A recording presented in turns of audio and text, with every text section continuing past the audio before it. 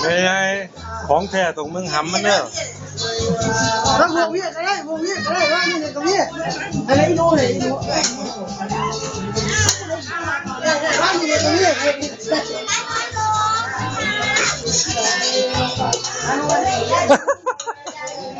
โซแสบแพง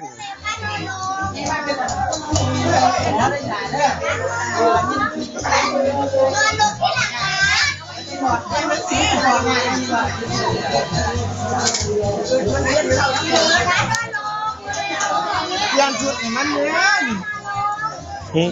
ต้องหวันนะโมลูมันได้เป็นคนเลือกแต่ใครมุกวะ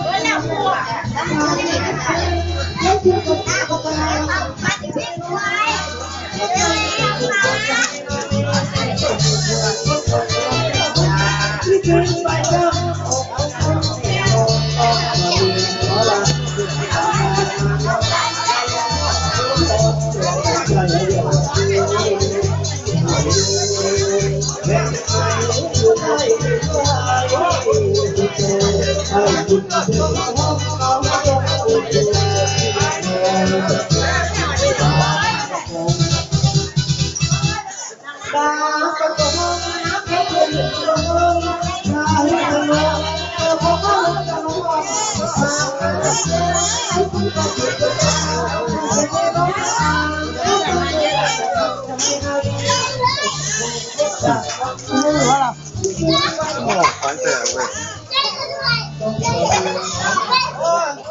ว่าหนีเลยนะ